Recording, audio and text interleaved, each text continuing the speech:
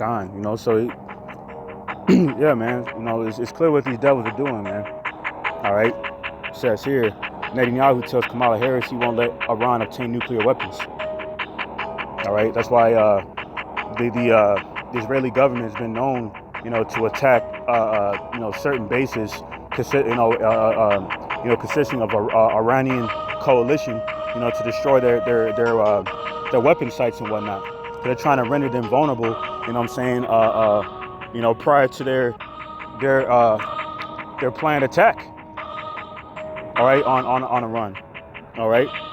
So it says, during the call, Netanyahu and Harris agreed to advance cooperation and research and technological development in regard to the Crown Royal pandemic between Israel and the U.S. Prime Minister Benjamin Netanyahu told U.S. Vice President Kamala Harris in a late night phone call on Thursday that he will not allow Iran to obtain nuclear weapons. All right, you know, so there you have it, man. All right, going to get this quick article. All right, so this article, Salakia. So yeah, so it says here, it says on Newsweek, reported a few weeks ago, you know, prior to the attack, to Jim Crow Joe's attack on Syria. All right, it says Syria wants end to Israel's terrorizing strikes in Russia, Iran, Turkey agree. All right, and France and the UK are also on the fence with you know, America blatantly, you know, declaring war on Iran.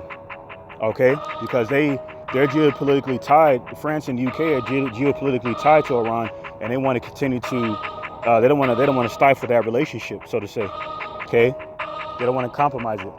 So, you know, that further confirms, man, the spirit of Egypt is failing, man. All right, and the 10 toes is breaking because even the EU members are now down with this declaration of war against Iran.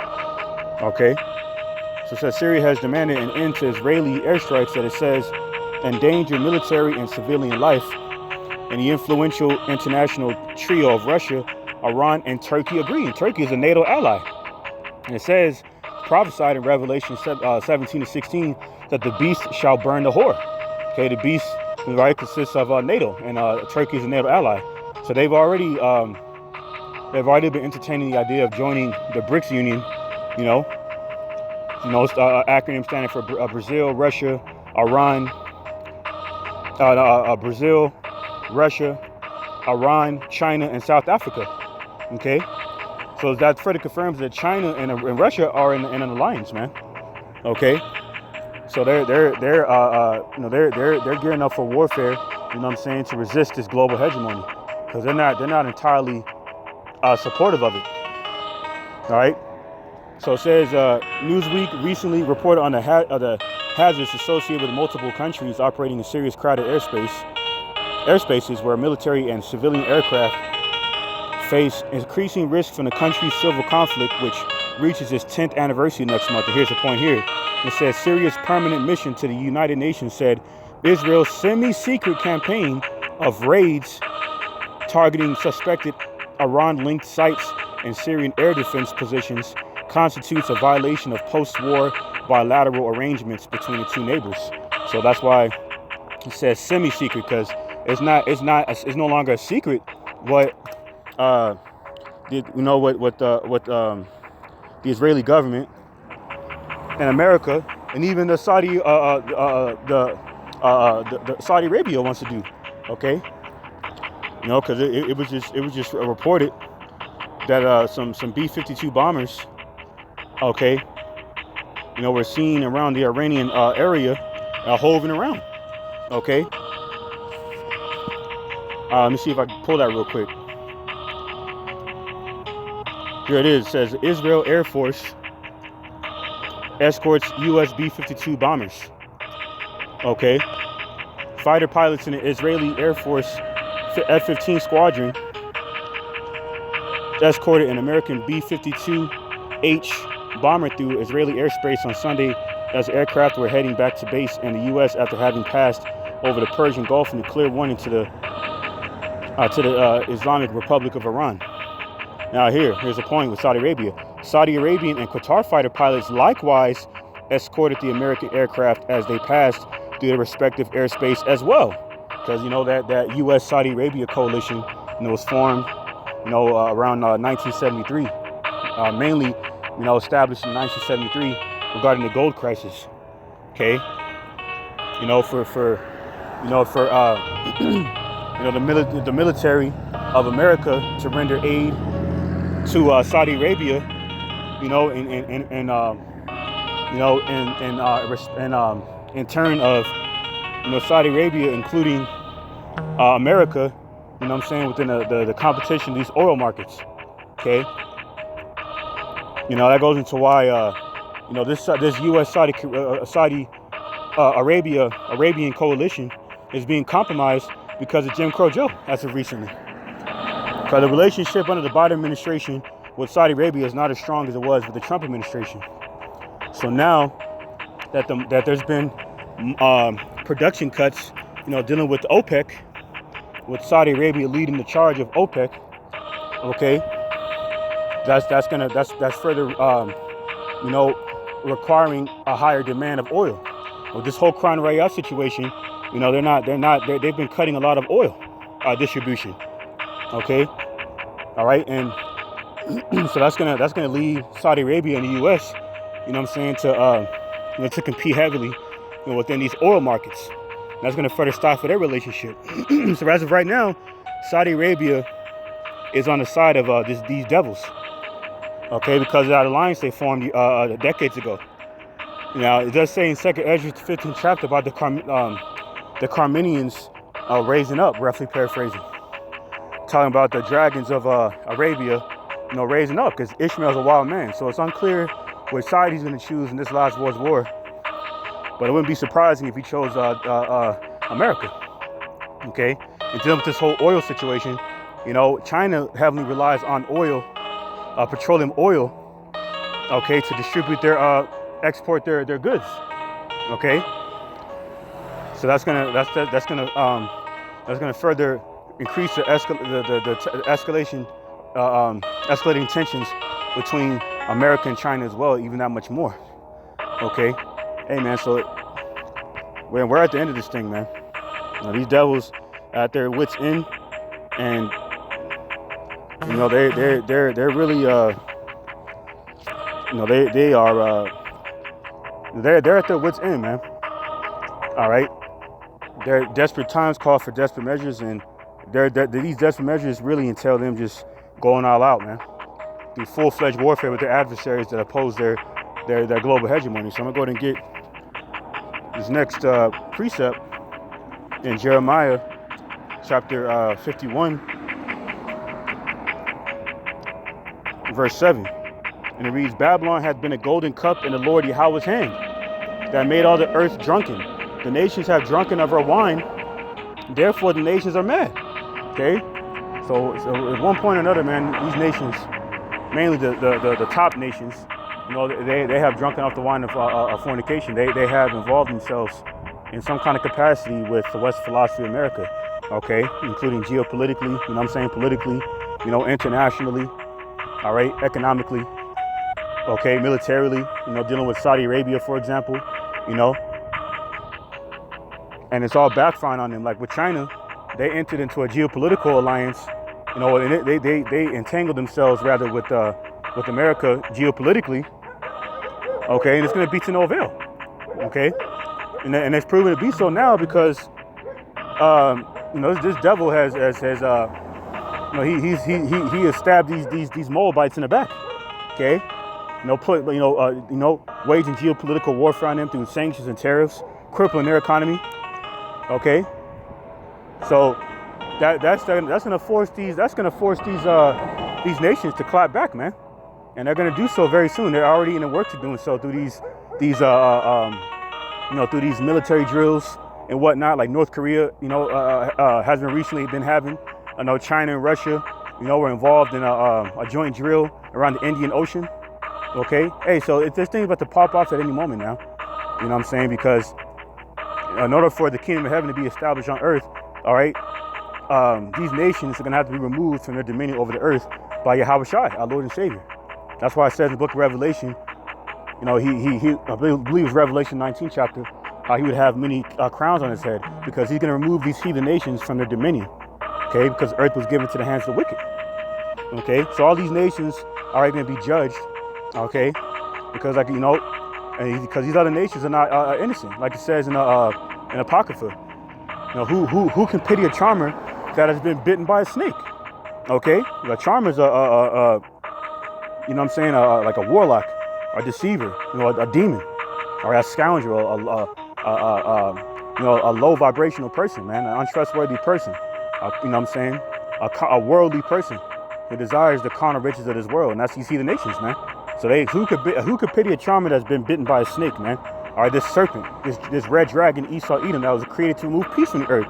Case in point, they know what they signed up for when they got involved with these devils at some point, you know, and they're gonna have to pay for that, you know, with their lives, okay? Because while they're going to war with themselves as a result of being drunk off of this wine of Babylon the Great, Yahawashi is gonna come. He's gonna descend into this realm with the angels and destroy all that's left of these heathen nations and their armies.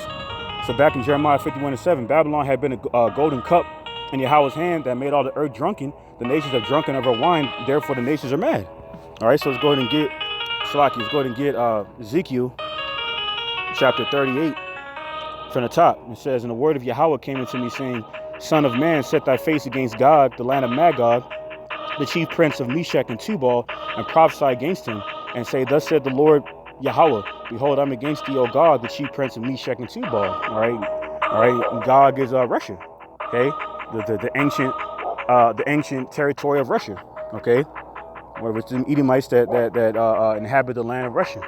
Okay, Ezekiel 38:4, and I will turn thee back and put hooks into thy jaws, and I will bring thee forth. All right. And all thine army, horses and horsemen, and all of them clothed with all sorts of armor, even a great company with bucklers and shields, all of them handling swords. So that's that military gear. Okay, you know, and their modern day swords are their guns and their weapons. Okay, so that they're going to be using them against one another. Because there's a prophecy of this last world's war involving Russia. Okay. And their allies, man. All right.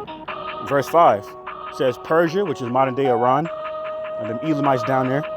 It says Persia, Ethiopia, and Libya with them, all of them with shield and helmet. So this is a biblical prophecy that Iran is going to be heavily involved, you know what I'm saying, with warfare alongside with Russia as allies against America. Babylon the Great. This is prophesied in Jeremiah the 51st chapter.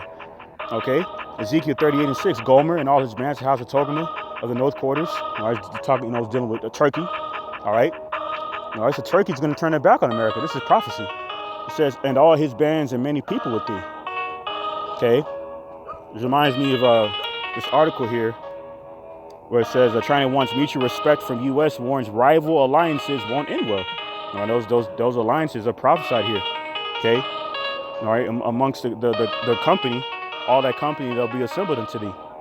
Okay. All right, so this thing's about to pop off, man. All right, back in Jeremiah chapter 51, verse 8, says Babylon is suddenly fallen and destroyed. How for her? Take balm for her pain. If so be, she may be healed. So, you know, like I said in Isaiah 14:16, man. Is this the man that destroys the kingdoms? Okay, you know what?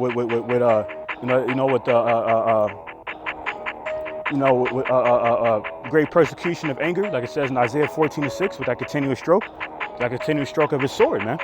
All right, he's known to provoke wars.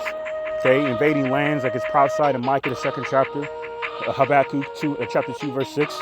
Okay, invading these lands, setting up puppet interim presidents. Okay, crippling economies. Okay, this is the MO of this devil, man. It's going to ultimately backfire on him. Jeremiah 51:8. Babylon is suddenly fallen and destroyed. How for her? Take balm for her pain. If so be, she may be healed. Woe, it's like it. We would have healed Babylon, but she is not healed. Forsake her and let us go, everyone into his own country. For her judgment reaches to heaven and is lifted up even to the skies. Like it says in Revelation 18:5, her sins have reached the heavens. Okay, that's why America, Babylon the Great, is prophesied for a terrible judgment, man. Okay, including great desolation. Okay,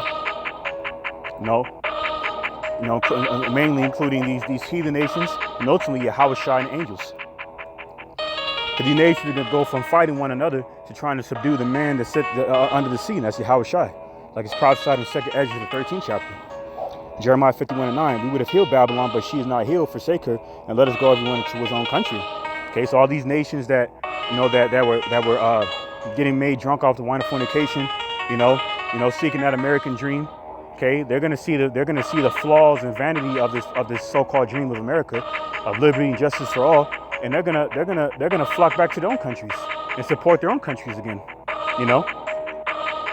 So it says, for her judgment reacheth to heaven and is lifted up even to the skies. Okay, so it says, Yahweh had brought forth our righteousness. Come and let us declare in Zion the work of Yahweh our power. Okay, and that's what we're doing through prophecy. Pursuing Hosea 12:10, we're being used by YAHAWAH BAHASHAM YAHAWASHI to tear down strongholds and stumbling blocks. You know what I'm saying? Pursuing 2 Corinthians 10:4 and Hosea 6:5. So it says, verse 11, make bright the arrows, right? Which these missiles. Gather the shields. Yahweh had raised up the spirit of the kings of the Medes, and the mighty day kings of the Medes are these Russians, man. For his devices against Babylon to destroy it, because it is the vengeance of Yahweh, the vengeance of his temple. Okay, so this is the vengeance of the nation of Israel being persecuted by these heathen nations. Okay, which is why the Lord is going to lead them into warfare for their judgment. All right, like it says in Jeremiah 13:16, these nations are going to pay for oppressing the nation of Israel. Jeremiah 51:12, set up the standard upon the walls of Babylon, make the watch strong, set up the watchmen, prepare the ambushes, for Yahweh had both devised and done that which he spake against the inhabitants of Babylon. O thou that dwellest upon many waters, abundant in treasures, thine end is come, and thy measure of thy covetousness. Okay, so they're the desire, you know, like it says in Micah the 2nd chapter, about them coveting houses, including America through the Spanish Inquisition. Okay, Venezuela, you know, invading that land and setting up the puppet president, Juan Guaido, for example. You see? So this is a covetousness of these earthly desires of Esau that's gonna, you know, that's gonna lead him into the pit. All right, pursuing St. Matthew 15:14, and we're in the midst of that happening very soon. Because that pit is death and destruction, and Yahawashi and the angels are gonna give it to this devil and these other nations, man. So having that said, call halalyam YAHAWAH BAHASHAM YAHAWASHI. Barak, forgive me the spirit to do this video, which I pray was further edifying, exhorting to elect of Israel. So yeah, Salaki for the rambling, but it's, you know, it's all through the spirit, you know. And with that, Abad Babal, DTA, Kwam Yasha Allah, all right, and shalawam to the elect of Yasha Allah. All right, on to the next one.